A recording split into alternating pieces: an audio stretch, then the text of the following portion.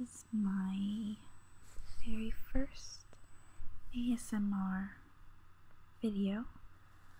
I was experiencing some technical difficulties and trying to figure everything out still, so I decided to do a art time-lapse / tutorial, and yeah, so I hope you guys enjoy this, and now I'll be going over and showing you all the tools that I'll be using and that you'll need.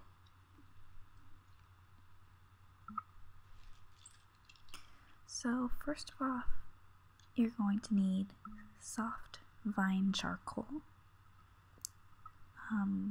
Just be sure if you get it, it is the soft charcoal. Sometimes I'll use extra soft,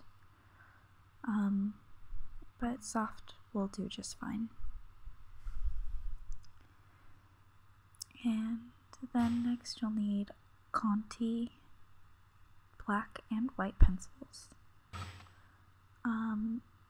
Q-tips for blending. Be sure they're precision tips. I find that the precision tip just works better.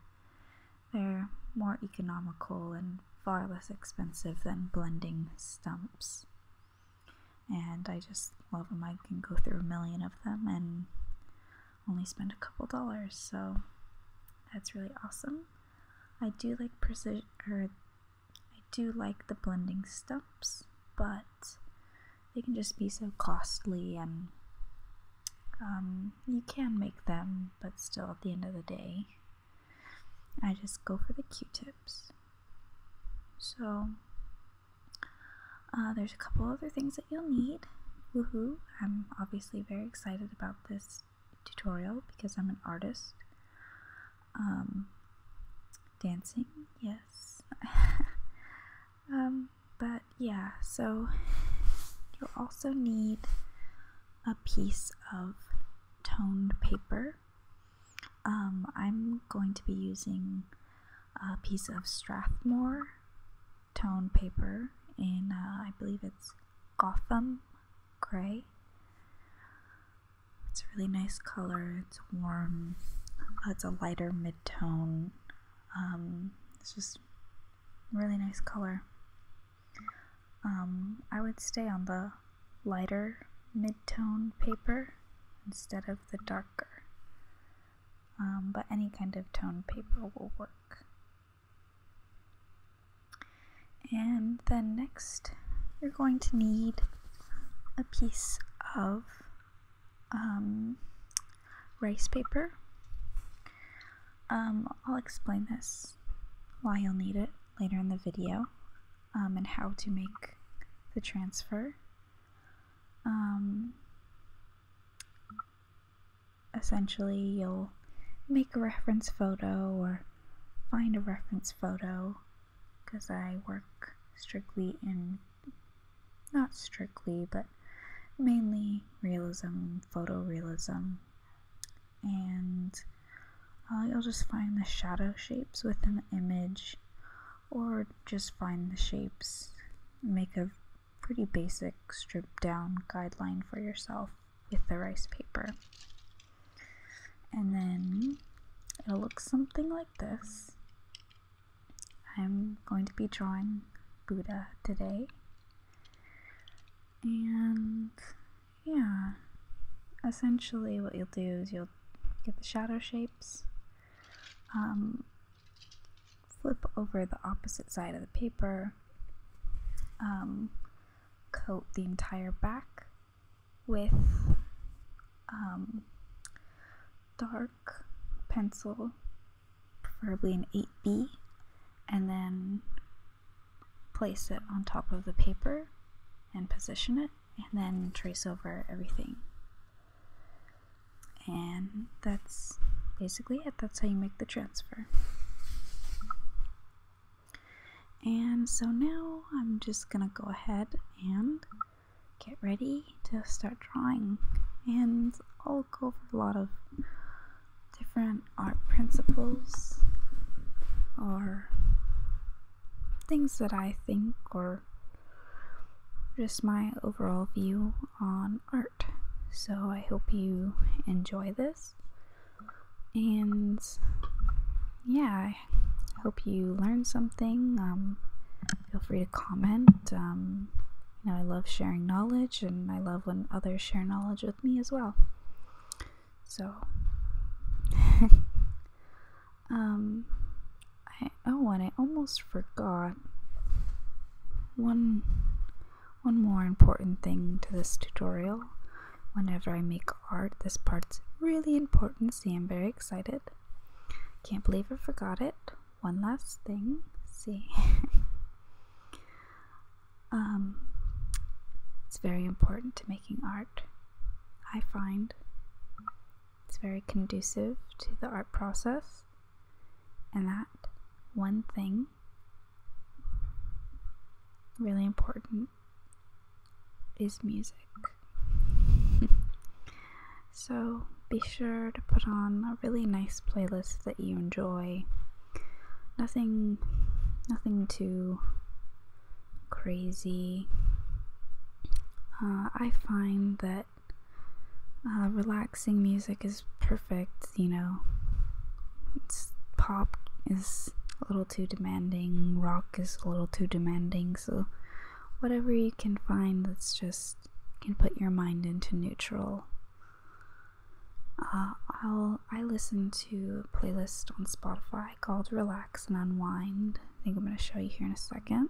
There you go.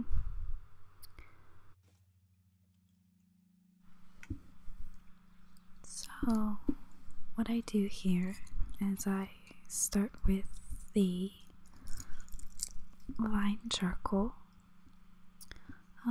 The vine charcoal I think is best to start your drawing out with, because you can't really go too dark with the vine charcoal. It's so soft that it can, a value or wherever you draw can easily be lifted up with your Q-tip or a piece of tissue, or even just blowing on the paper will easily lighten it up. So yeah, like I said, I just start with the soft vine, just constantly looking back and forth at my reference photo. You'll notice me looking at the screen quite a bit. That's where my reference photo was. I took my own reference photo. I own that little tiny Buddha statue. Yeah, I'm a big believer of making your own reference material, especially if you work in realism or like to produce realistic looking art pieces. And the reason why I believe so heavily in this is because so many people will go on Google looking for a reference photo and copy it exactly or reproduce it with their own artistic flair on it. But at the end of the day, there's a million other artists who use Google as well. So with making your own reference material, you really save yourself the headache, and the chance that someone else will have used the same material. Another great thing about making your own reference photo is that you can control the light source. You can make it look exactly how you want it, and it's just, I feel like, a lot more creative, because that's a big criticism of realistic or photorealistic artists, or artists that use reference photos, is that many people criticize and say, well, they just copied the photo, or, you know, comments such as that. And in this case, if you are taking your own photos, I mean, that's pretty artistic in itself, and then on top of it, you draw it. So, you know, there's always going to be critics, but I firmly believe in making reference photos. And as well, so as far as drawing goes, I like lots of contrast. I like lots of heavy saturation in black. I feel like contrast really makes art interesting, or visually, it's just very visually attractive to have lots of contrast in your work. So in every single one of my drawings, I'll include a lot of black, and then a very high white. So here, what I'm doing is I'm using I believe it's a 4B charcoal pencil, and I'm just noodling in here the really tiny values. And something I wish I would have done different about this drawing, I would say, would have been making it a little bit bigger. It would have been easier for me to actually draw it, because all the details are so incredibly tiny. Normally I always prefer to go bigger. I always recommend going bigger for those reasons. And let's see, what am I doing here? Yeah, let's see, in this part right here, I don't have an emery board, or I couldn't find my emery board, so I was trying to flatten the edge of the vine charcoal. And I'm just working on his face. And let's see. And I had pinned, if you noticed, I had pinned up my transfer. That way I can see the shadow shapes better. But yeah, I honestly think this drawing would have gone by a lot faster had I made it bigger, because then drawing and seeing the details would have been easier to execute. As you can see, the drawing behind me, that one is very big. I love that drawing. It took me a long time, but as you can see, the impact is so much greater on that piece. So again, I'm just noodling in, just going back and forth, and here I start using my blending stumps just to soften edges or lighten some values, or just get a softer effect. And the important thing about working with charcoal, I'm laughing about something in the video, I don't know what I'm laughing about, but anyways, back to my original thought. there's just a couple rules to using charcoals. Obviously you can start with either your charcoal pencil. Let's say you have a 6B. You can start with your darker, harder charcoal pencil if you prefer. Normally I prefer starting with my Vine, but at the end of the day, you're the artist, so however you want to do it.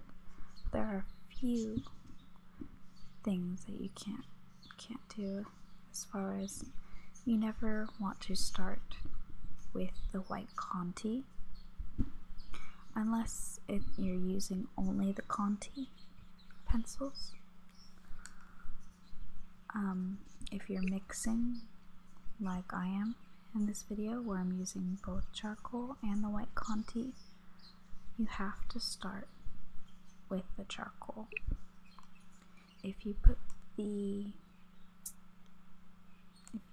white Conti down first, there's a chance that it'll create a really muddy, murky look.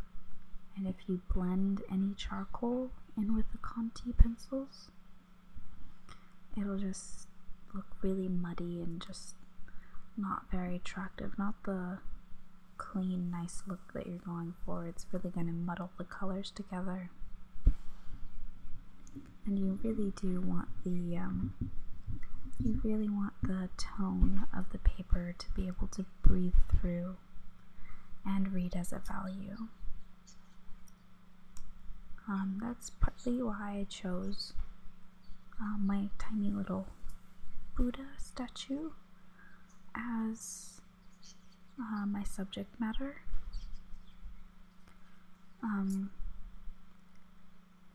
Because on toned paper everything just reads so much more dimensionally.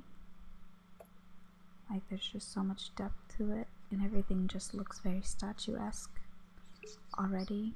So I'm just showing you really quick. Again, so really allowing the tone or the color of the paper to breathe and letting it read as a value. Letting it read as a value, or a quote-unquote tone. And you'll notice that I talk about that quite frequently, which is value or tone. And value or tone is essentially just a level of lightness or darkness. So dark tone, mid-tone, half-tone, and then you have highlights.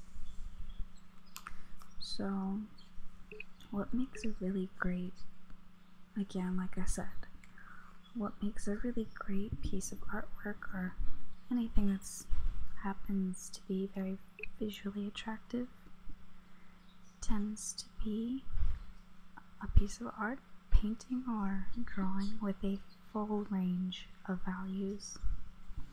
And a full range of values essentially just means it has your black, it has your dark tone, your mid-tone, your light tone, and highlight.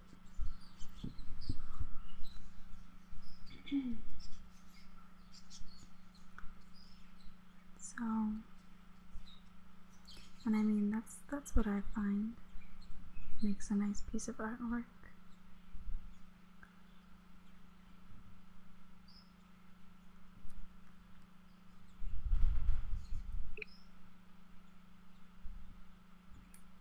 I find that during this drawing I was obsessing a little bit too much, I think. Getting caught up in the tiny details a little too much. But it was a long day, but you do what you can. I definitely prefer to work in the mornings as far as when I'm working on an art piece. I feel like my attention is better in the morning, and focus is better.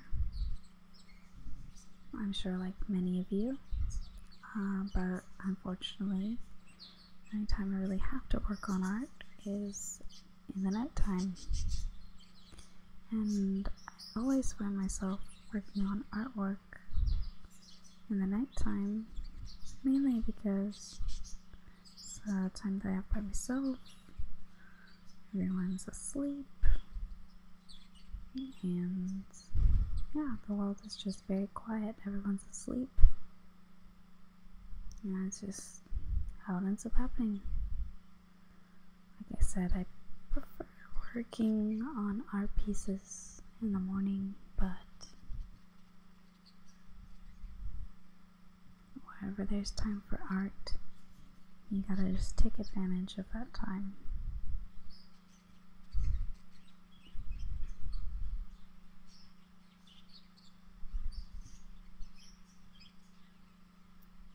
And so, let's see. Again, I'm just softening his face up a lot. He has a very fat face. And yes, later when I use the white Conti pencils, that his face has a lot of highlights. And so since his face is so fat, I want to keep everything just very round. Just thinking about the specular highlights that'll be on his face when I add the white.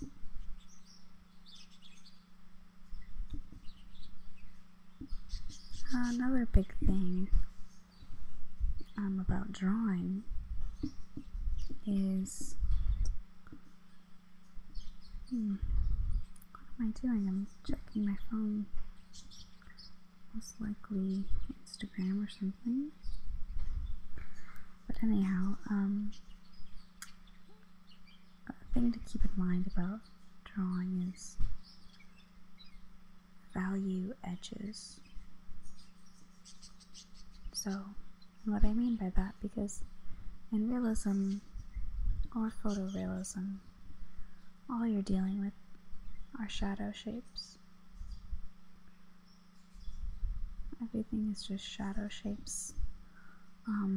And if there is a quote-unquote line in it, it's not technically a line, quote-unquote, it's a value edge.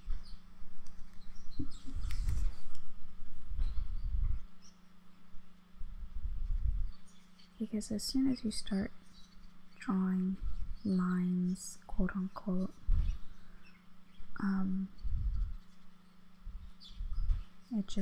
it doesn't read as realistic, because with our eyes, the way we perceive the world is just how light is reacting to a surface.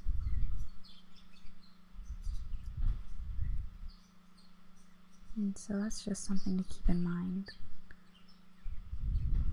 And there I am laughing. And there's my progress so far. His face is starting to come together. And so what I'm doing here is I'm making the whole left side of Buddha really dark black.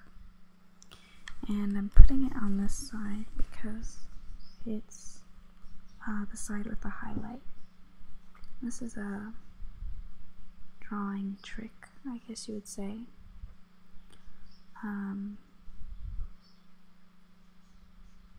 That you put the opposing tone. So first let me talk about light sourcing for me to get into this trick.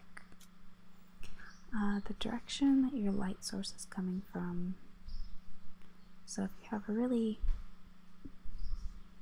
light, strong light that's casting shadows, strong shadows, cast shadows, wherever the direction the light is coming from, you'll put a dark shadow or a dark value on that side.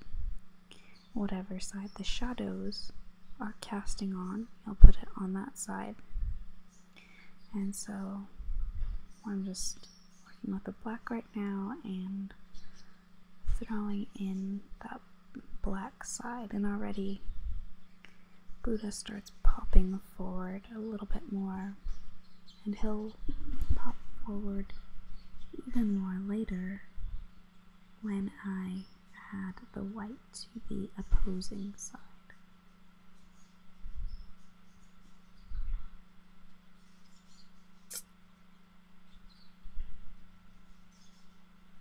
And so something to think about or consider, because I paint as well. The more mediums of art you work in, the more you learn that the mediums are very similar. Some things transfer over, some things don't. But something that I find is the more soft or ambiguous a value is, the further back into space it goes. And by that I mean the sharper a value edges, typically that means that it's something that we have in focus, something that's close to us. Like for instance, if we're drawing a portrait, the eyes will be sharper, more in focus, or the nose will be very defined, and often the hair will have very ambiguous, soft edges, and the hair kind of falls back into the background. So then again, it's, as an artist, you can decide what information or what you want your main focus to be. And that just goes back to creating your photo references. Because if you wanted, let's say if you were drawing a portrait, if you wanted the hair to be the main focus, you could control the focus and the lighting for the hair to be the subject, and the face perhaps not so much in focus. You are the artist, you get to control what you want your piece to be about.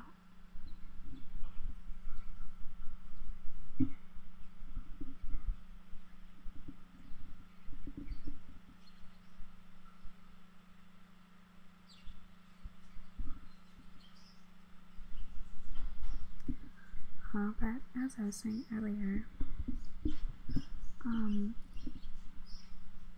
painting is very much like drawing, or at least it's a lot like this style of drawing where you're using pencils, the charcoal, and the Vine Conti, or the Conti pencils. This style of drawing in particular is a lot like painting, because you're working with very different values. So at that point, one of my roomies came in and was talking to me, and so I was talking to them for a moment, and I repositioned. I think I gave you a little bit better of a view of the drawing and what I'm up to. And let's see, I believe I repositioned my drawing board. There we go.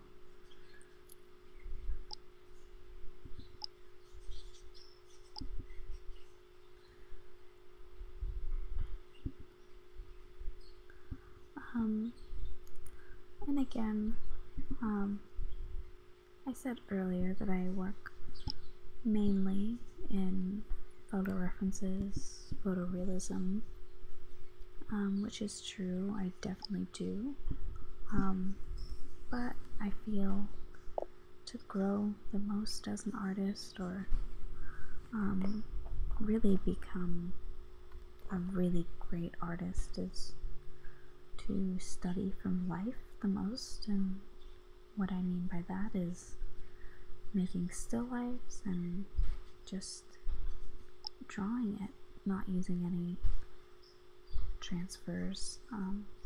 That's the only true way to become best at observing.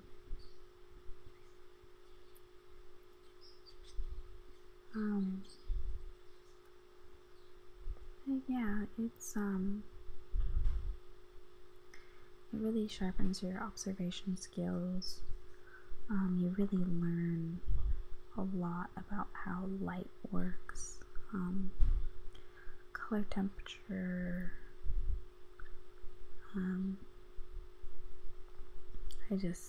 If I had more time, I would study from life more often, and I'd probably become better,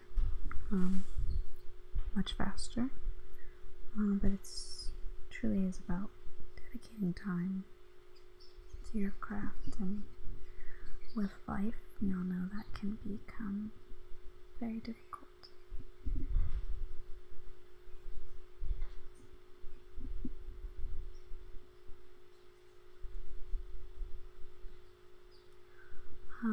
In some points of the video, you'll see me using my fingers to blend. I don't always recommend this because there's oils in your skin, and if you use your fingers too much, you'll end up smearing all over paper. No longer has a nice, clean, craftsmanship like look. And again, the oils in your fingers will begin to create a sludgy like texture. So always, if you can, stick with either the stumps or Q-tips.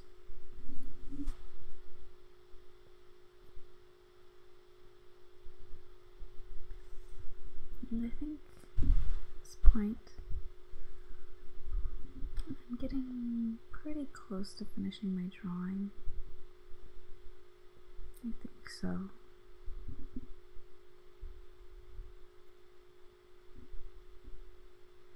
I think in a moment actually is when my camera cuts out. My computer falls asleep.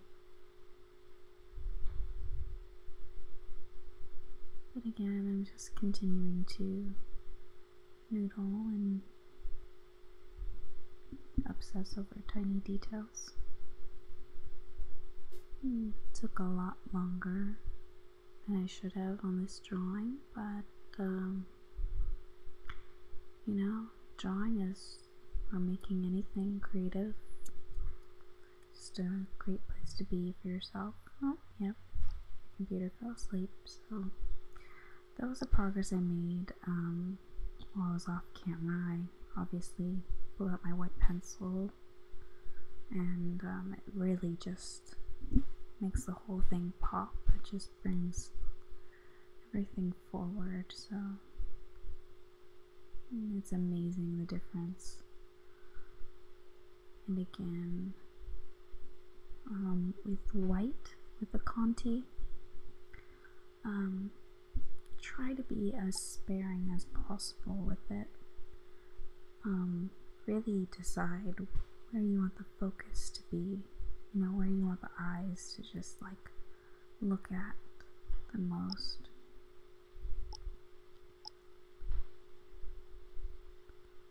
Really, really pick where you want your viewer to look, because it's so easy to ruin drawing by putting too much white in it, because then it all just starts to look flat.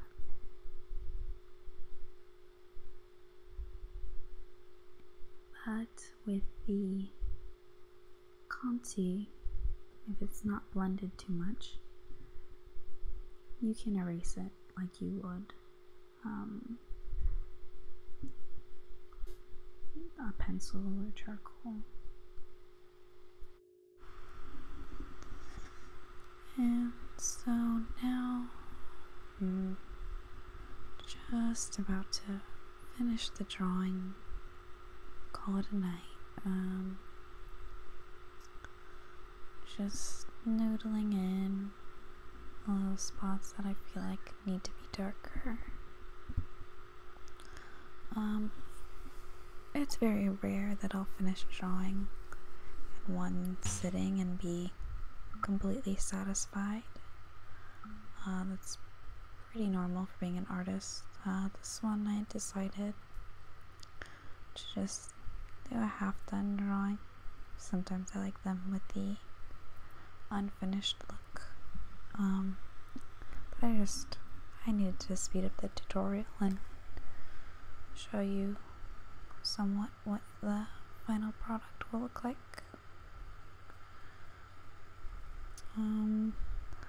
Yeah, as you can see, I'm not very happy with it, but well, you know, every drawing is a new learning experience. Obviously there's things I like about it, things I would change, but well, I really hope that you enjoyed my very first ASMR video. I hope to make more very soon, and I hope you try out this technique, and I would love to see what you guys make. So please comment and subscribe, and feel free to show me what you've made. Alright, thanks for watching.